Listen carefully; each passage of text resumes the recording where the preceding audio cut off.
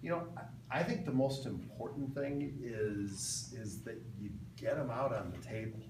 And I think a lot of organizations, a lot of companies, they've got those things that they know aren't great in their business, and they just kind of keep them off to the side.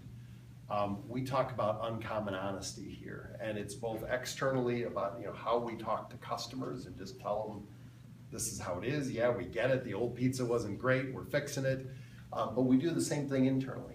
If there's something that's not going well in our business or a problem that our customers are having, we get it out on the table and we get it fixed, as opposed to kind of dancing around it and whose feelings might be hurt if we talk about how their area isn't quite getting it done.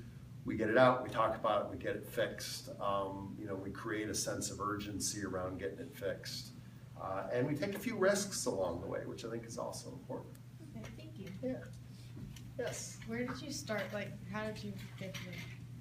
I grew up about 2 hours north of here. I went to school here at the University of Michigan, and then I had a completely non-linear, almost weird career. I started life at a bank. Then I ran a little medical device business in France for a couple of years. Then I sold baby food at Gerber. And then I got recruited in here 18 years ago. And so I've done a whole bunch of different things. I think success in careers and how people move up in organizations kind of comes down to one of two paths. You either are the best at something, so you become the best marketer that you can be, or the best accountant, and you move up through that area, or you become the generalist, and you do a lot of different things, and you kind of know how everything comes together. I was clearly in the latter category. I've run sales forces, I've run marketing, I've run international, I've lived outside of the US a couple of times.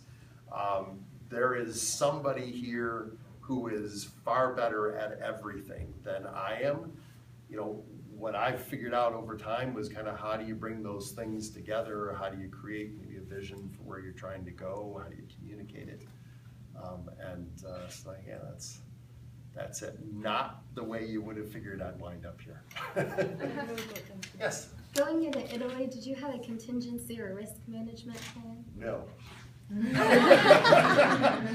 The backup plan was if we don't sell enough pizza, then we won't go into Italy. And no, and that's, we were pretty confident. We did a lot of research on the market. But no, I mean, if it doesn't work, it doesn't work. And sometimes you've got to just take some risks. And happily, we're off to a pretty good start. Yeah. Yes? What has it been like being the CEO for Domino's? It's pretty cool. I get to eat a lot of pizza. No, it's really fun. And I'll tell you the biggest surprise for me when I moved into this role, and I've done a lot of different things here. The biggest surprise for me is when you become CEO of a business, it becomes a lot about being kind of the outside face of the business and communicating, around. And I don't do anything anymore, right? I spend a lot of time, with people and figuring out how do we get great new people into this business and how do we get them excited about the business. And a lot of my time is spent doing those sorts of things, but it's fun. It's a lot of fun.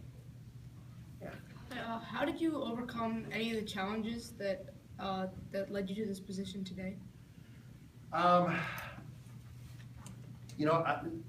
I always, through my career, if there was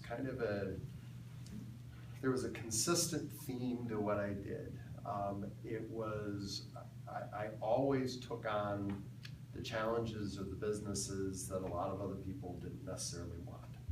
And I've seen a lot of people in their careers kind of migrate to the hot area of a business. This is really cool, it's going really well. I have a lot of friends, I was at a bank in Chicago, had opportunities to go out to New York. I had a lot of friends that were going out to Wall Street. And I kind of looked at it and said, well, if everybody who's really smart and talented is going to Wall Street, then there's got to be an opportunity to do something cool somewhere else. And through my career, I've always been the guy when there was a little business over in the corner that wasn't going particularly well, I'd raise my hand and say, you want me to go take a shot at fixing that?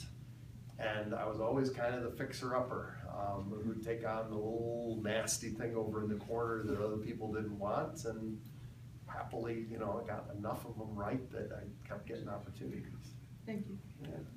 Yes. So we're all entrepreneurs here, we're all starting our own thing, and so, I mean, I'm sure you kind of know what it's like, especially when you're a leader like you are in such a big company, and how to get people who follow you and who support you and your ideas. Yeah. How would you start from where we are, which is right now kind of nothing, and to Right. get it to grow and to succeed and have people believe in it like you do? Yeah, well, first you speak with as much passion about it as you just did. It's a good start, and seriously, I mean, you know, that is really important.